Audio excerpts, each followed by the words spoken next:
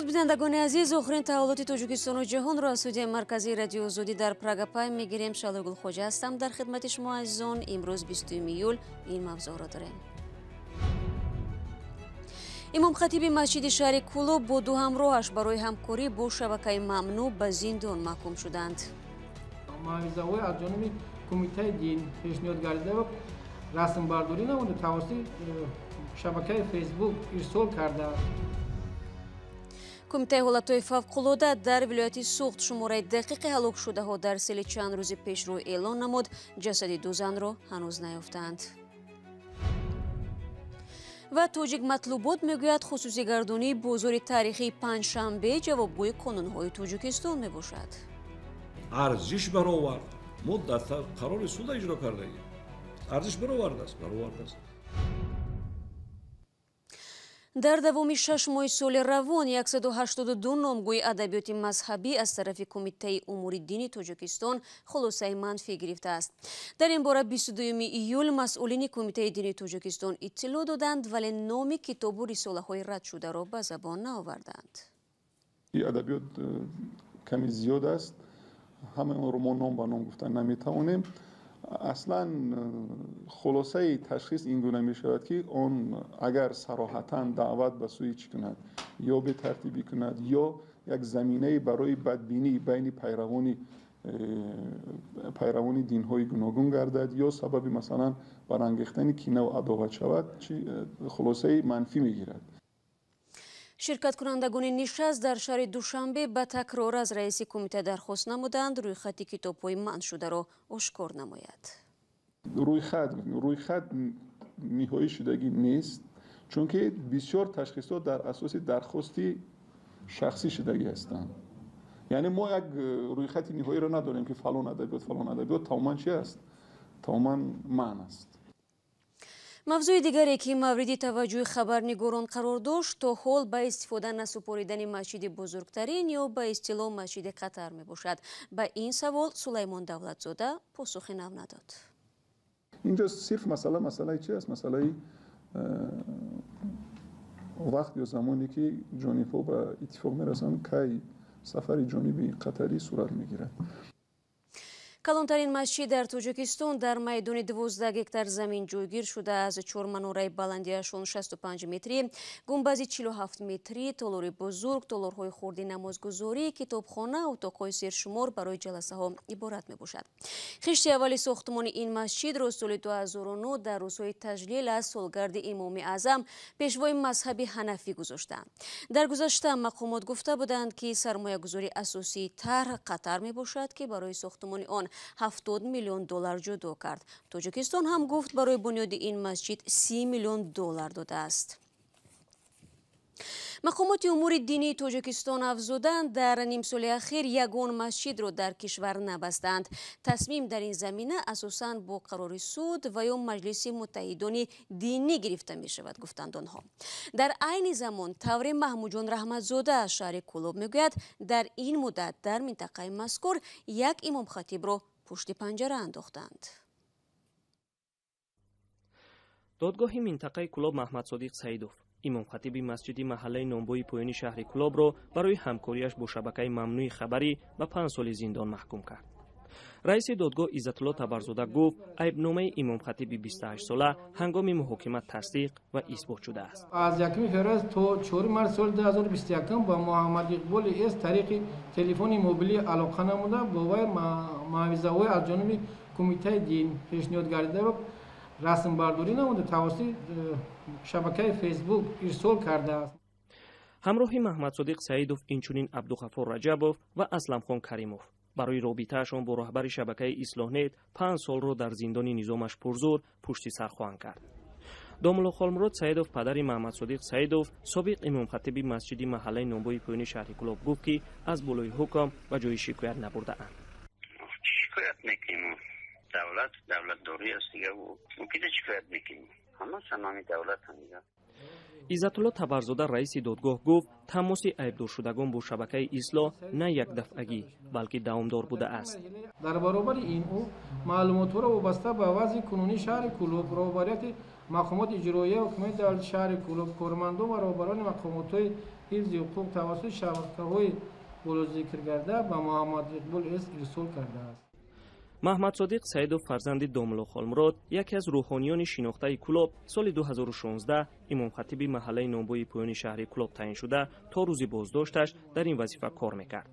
ва ҷуз аз ин се тан дар 6 моҳи соли 2021 5 нафари дигар дар минтақаи Кӯлоб барои ҳамкорӣ бо ҳизби мамнӯи наҳзати исломӣ аз 5 то 8 сол зиндонӣ шудаанд. маҳмудҷон раҳматзода, Озодӣ, Кӯлоб.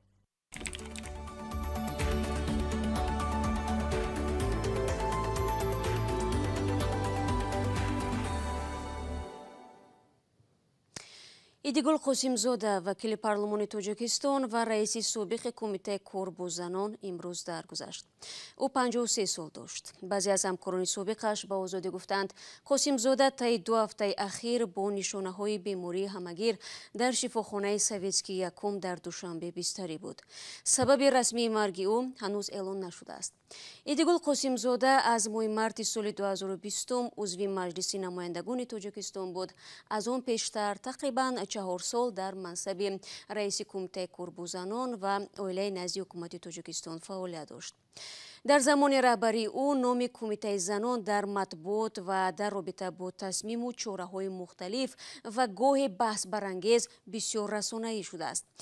Яке аз ин танқидҳо ба ташкили рейдҳои фаҳмондадиҳӣ ба занон дар бораи фарҳанги либоспӯшии миллӣ рабт дошт. меравем ба шимоли Тоҷикистон. Кумитаи ҳолатҳои фавқулода мегӯяд дар ноҳияи айнӣ корҳо барои рафъи паёмадҳои сели рӯзи 19 июл идома доранд. Дар шаҳри Панҷакент ҳанӯз 2 ҷасадро, ки дар натиҷаи селхезӣ бедарак шуданд, пайдо накарданд. мақомоти расмӣ феълан хисороти расида аз ин офати табиӣ дар водии Зарафшонро эълон надоштанд, аммо ҷузъиёти он дар нишасти хабарӣ садо додааст, ки аз Фарзон Муҳаммадӣ мешунавем. бахши кумитаи ҳолатҳои фавқулода дар вилояти Суғд рӯзи 21 июл дар нишасти хабарӣ ҷузъиёти сели рӯзи 19 июл дар минтақаи Зарафшонро шарҳ дод. ҳамчунин ному насаби аксари кушташудагони ин ҳодиса муайян ва шумори қурбонiyonро як адад бештар аз чизе ки эълон шуд номид. дар варақаи иттилоотии ниҳод омадааст, ки дар шаҳри Панҷакент ҷамоати деҳоти Ёрӣ деҳаи Киштудак рӯзи 19 июл бар асари омадани сел 2 нафари истиқоматкунандаи он Мусаллама Эгамбердиева соли таваллудаш 1968 ва Ором Эралиева соли таваллудаш 1959 зери лойқа монда ба ҳалокат расиданд. ҳамчунин дар чароғгоҳҳои тобистонии деҳаи Киштуда, ки аз деҳа дар баландии тахминан 30 километр ҷойгиранд, наҷотдиҳандагон пиёда ҳаракат намуда ҷасади 8 нафар сокинони ин деҳаро, ки ба нигоҳубини чорво машғул буда ба ҳалокат расиданд, ёфта ба пайвандонашон супориданд. инчунин ба гуфтаи масъулон 2 занро, ки дар минтақаи мазкур бедарак гаштаанд, ҷустуҷӯ доранд. он рӯз дар ҳамин вақту соат дар ноҳияи айнӣ дар ҷамоати деҳоти Урмитан деҳаи Вашанг низ дар натиҷаи борони сел ба хоҷагии халқ зарари моддӣ расидааст. санаи 20 июли соли 2021 тахминан соати 14:15 дар ҳудуди ноҳияи айнӣ ҷамоати деҳоти Фондарё деҳаи Шурмашк бо боридани борон омадани сел ба қайд гирифта шудааст. дар натиҷаи фаромадани сел хонаҳои истиқоматӣ, роҳи мошингузар ва пулҳо хароб гардиданд. ҳангоми гузарондани корҳои бартарафсозии оқибати офати табиӣ ба амал омада дар Патруддарё ҷасади истиқоматкунандаи ҷамоати деҳоти Фондарё сокини деҳаи Шурмашк Боронбой Боронов соли таваллудаш 1957 дарёфт карда шуда ба мақомотҳои дахлдор супорида шудааст. аз рӯи омӯзиши коршиносони ҳолатҳои изтирорӣ танҳо дар шимоли Тоҷикистон 293 мавзеъҳои хавфнок вуҷуд доранд, ки ҳар лаҳза метавонад ярчу сел ё дигар ҳодисоти табиӣ минтақаи зисти сокинонро осеб расонад. имрӯзе дар 60 адад минтақаи хеле корҳои фаҳмондагӣ гузаронда шудааст. аз лиҳози минтақаҳои осебпазир дар шаҳри ноҳияҳои мо асосан ин ноҳияҳои ашт, чиқел ки мо медонем, шаҳри Исфара, ноҳияи Деваштич, ноҳияи Ҷаборасулов, Спитамент, водии Сарафшон, ҳамашон аз минтақаи аз ҷиҳати фаромадани сел омадани тарма минтақаи осебпазир мебошанд. дар нимаи аввали соли 2021 дар вилояти Суғд 331 ҳолати фавқулода сабт гардидааст, ки дар онҳо 67 нафар ба ҳалокат расиданд. маблағи зиёни он тақрибан 22 миллион сомонӣ, муодили наздик ба $2 миллион амрикоӣ ҳисоб шудааст. фарзон муҳаммадӣ, радиои озодӣ, шаҳри хуҷанд.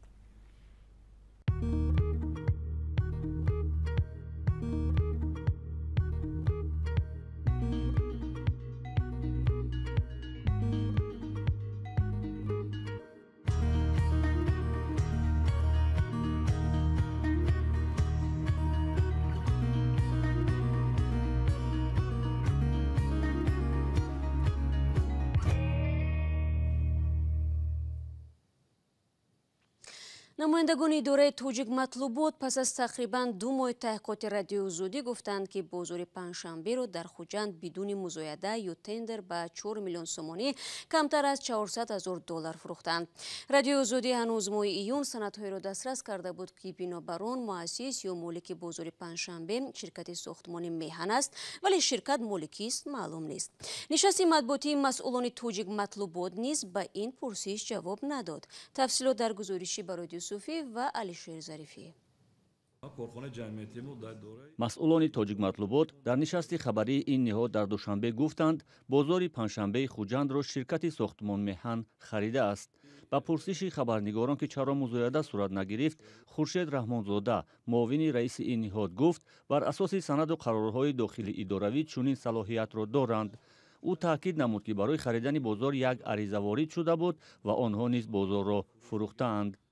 вай бинои асосие ки буд бинои тоҷик матлубот буд, арзиш дошт дар тавозун, суд ҳама ҳуҷҷатҳои вайро омӯхт, арзиш баровард. мо дар қарори суда иҷро кардагим, арзиш баровардааст. чӣ қадар ки болонархи мо дошт тоҷик матлубот фурӯхтааст, ин вай ихтиёрдори тоҷик матлубот. муҷтамаи Панҷшанбе яке аз кӯҳантарин бозорҳои Осиёи марказӣ ва аз рамзҳои Хуҷанд пас аз 21 соли хусусӣ шудан ва ҳам 1 соли кооперативи нимадавлатӣ будан 14 апрели имсол аз нав ва бо як шеваи махфӣ хусусӣ карда шуд. иттифоқи тоҷик матлубот бо ба самтон расулин ҷамъият ва ташкилоти ҷамъиятӣ аст ва дар дораи қарору фармоишҳои фарз кардем аз тарафи раёсат мешавад, шӯрош мешавад ё мақоми олиш анҷуман аст, рафтор мекунад, низомнома дар бораи фурӯши иншоотҳо дорад ва ихтиёрдорӣ мекунад. ягон вай нест инҷа моликияти худаш аст, мехоҳад мефурӯшад, мехоҳад иҷора медиҳад, мехоҳад ба ягон шахс вобаст мекунад. бозори Панҷшанбе бори аввал дар соли 1999 аз тарафи соҳибкор Абдураҳим Исмоилов бо пули муодили 80 миллион сомонӣ харида шуда буд. соли 2020 мақомот дар ҳуҷҷатҳои ин хусусигардонӣ иштибоҳе ёфтанд ва онро ба соҳиби пешинааш Иттиҳодияи тоҷик матлубот баргардонданд. бозори Панҷшанбе дар канори маҷмаи масҷиди Шайх Маслаҳиддини Хуҷандӣ ҷойгир аст ва аз соли 1964 бунёд шуда дар он наздики 1300 соҳибкор фаъолият мекунанд. салом, агар хату хабар мехоҳед мо дорем. навиди бомдодӣ, сархати хабарҳо, ахбори Тоҷикистон ва ҷаҳон, гузоришҳо ва таҳлилҳо. чӣ мегузарад ва чаро? донистан, фаҳмидан аст. замима ё апи моро бигиред. ва ҷамолиддин Нуралиев, муовини аввали раиси Бонки Миллӣ ва домоди раиси ҷумҳур гузориши ОССРП дар бораи таъсир расондани ӯро ба фурӯши саҳмияҳои ташкилоти Имон Интернешнл беасос хонд.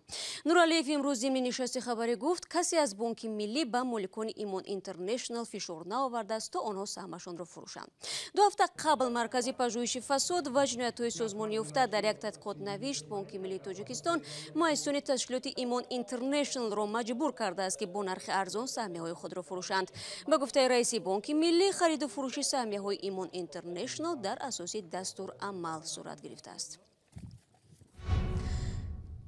бинандагони азиз, фурсате ки дар ихтиёр доштем ба поён мерасад. Сипос ки то ин лаҳза моро тамошо кардед. ёдатон наравад ки фардо шуморо бо хабарҳои нав тоза интизор хоҳем буд. худро эҳтиёт кунед ва худо нигаҳдорад.